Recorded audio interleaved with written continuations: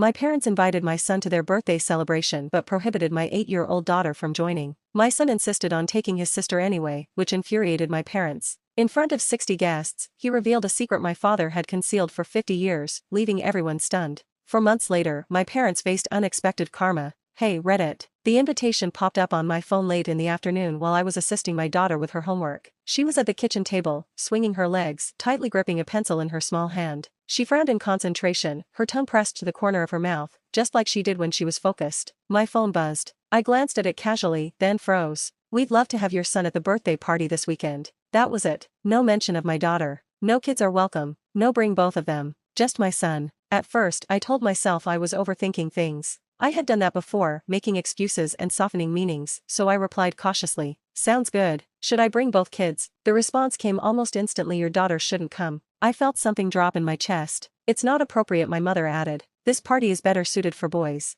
Better suited. I stared at the screen. My daughter looked up at me. Mom, she asked, what's wrong? Nothing, I said automatically. Just some messages. My son was in the living room, sprawled on the floor, playing with old blocks he had outgrown but still loved. He laughed at his creation, completely unaware of the situation. Suddenly, I became painfully aware of how my parents spoke about my children. This wasn't new, it had just never been so clear. I typed slowly, why can't she come? There was a pause, longer than before. Then my father replied, let's not make this difficult. That sentence told me everything. I felt heat rise to my face. Not anger. Shame. The kind that creeps in when someone makes you feel unreasonable for asking a simple question. She's only 8, I typed back. She's quiet. She won't cause trouble. My mother responded, this isn't about trouble. No explanation, just dismissal. I set the phone down and looked at my daughter again. She had returned to her homework, brow furrowed, unaware that she had already been judged and excluded by people who should love her unconditionally. Something in me cracked. I recalled other moments, small ones I had brushed off because acknowledging them would have meant confronting something ugly. The Christmas when my son got a bike, and my daughter received socks. The family dinners where my son was praised for being smart while my daughter was called sweet. The times my parents took my son out alone, calling it bonding.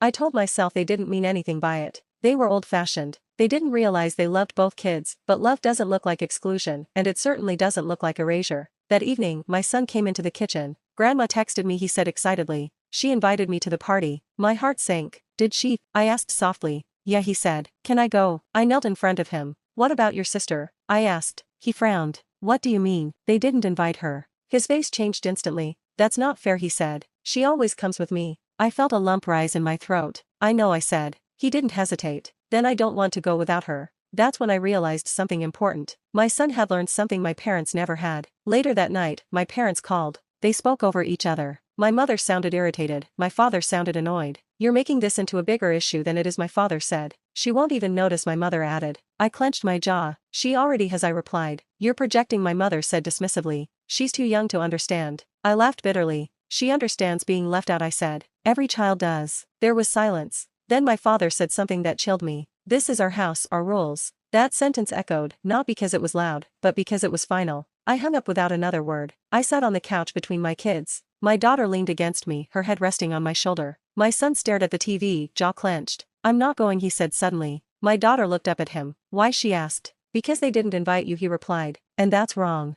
Her eyes widened. They didn't, she whispered. I wrapped my arms around her. No, I said quietly. They didn't. She didn't cry. That hurt more than tears would have. She just nodded. Oh, she said. Okay. That night, after they went to bed, I sat alone in the dark living room. For the first time, I allowed myself to face the truth. This wasn't just about a birthday party. It was about favoritism that had quietly shaped my children's sense of worth. I picked up my phone again. A new message from my mother was waiting. If your son insists on bringing his sister, then neither of them should come. There it was, the line. I didn't reply not yet because something was forming in my mind, something I had avoided for years. The realization that silence had only shielded them, not my kids. What my parents didn't realize as they drew lines around who was welcome was that my son was about to cross a boundary they had hidden behind for decades. The morning of my parents' birthday party was cold and painfully bright. It was the kind of day that looked cheerful no matter how heavy your heart felt. The sun was shining, the sky was clear, and everything around us suggested celebration, which somehow made the knot in my stomach worse. I didn't plan to go. Not after the messages. Not after how my parents had so easily dismissed my daughter. Not after my daughter had gone quiet the night before, retreating into herself with an okay that sounded far too grown for an 8-year-old. But my son woke up calm and focused. I'm going, he said as he tied his shoes. I looked at him, surprised by the steadiness in his voice. And she's coming with me, he said. I know what they said, he replied gently. But they're wrong. There was no anger in his eyes, no rebellion, just conviction. Somehow that scared me more than shouting ever could. The drive there was silent. My daughter stared out the window, fingers twisting together in her lap. My son sat upright, holding something folded in his pocket, his jaw set. I wanted to ask him what he was planning. I didn't. Somehow, I knew this wasn't something I could stop. We arrived 15 minutes late. The banquet hall was already full. About 60 guests, friends, extended family, people who had known my parents for decades and thought they understood our family. White tablecloths, gold ribbons, glasses clinking, polite laughter. The moment we walked in, everything shifted. My mother's smile froze halfway across the room. My father's shoulder stiffened. My sister's eyes went straight to my daughter, then away, as if she were an embarrassment that had wandered into the wrong space. I felt my daughter's hand tighten around mine. My mother rushed over, her voice low and sharp. "Why is she here?" she hissed. Before I could respond, my son stepped forward. "Because she's my sister," he said. Nearby conversation slowed.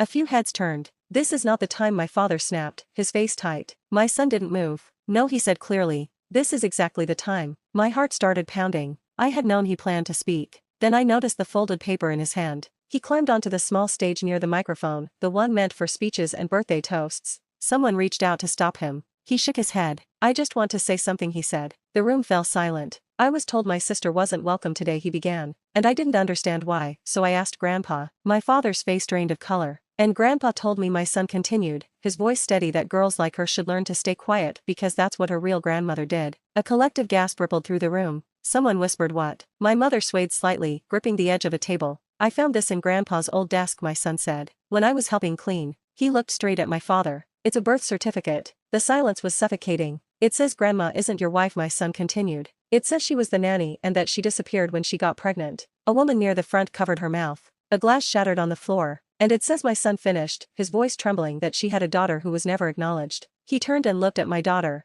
"That's why they don't want her here," he said quietly. "Because she reminds them." The room erupted. Voices overlapped. People stood up. Questions flew. My sister screamed that it was a lie. My mother broke down completely, sobbing into her hands. My father collapsed into a chair as if the weight of 50 years had finally caught up to him. I didn't hear most of it. I was focused on my daughter. She wasn't crying. She stood taller than I had ever seen her. We left. I didn't wait for explanations or apologies. I took my children's hands and walked out while 60 people stared at a family they no longer recognized. The weeks that followed were quiet, too quiet. No calls, no messages, no attempts to explain, just silence. The kind that follows exposure. Gradually, the consequences began. Friends stopped visiting my parents. Invitations dried up. Relatives started asking questions my parents couldn't answer without unraveling everything. The story spread, not as gossip but as truth. Truth has a way of doing that. My father resigned from the community board. My mother stopped hosting gatherings. My sister's marriage began to strain under secrets she had defended without ever understanding why. Months later, my daughter was different. She spoke louder. She laughed more freely. She stopped shrinking herself to fit into spaces that didn't want her because the silence was no longer hers to carry. One evening, my mother stood at my door. She looked older, smaller. "I just want to talk," she said. I didn't raise my voice. I didn't argue. I simply told her the truth. "You had a lifetime to protect children," I said. "You chose yourselves instead." I closed the door. That concludes today's story. Stay tuned for more videos. Thanks for watching.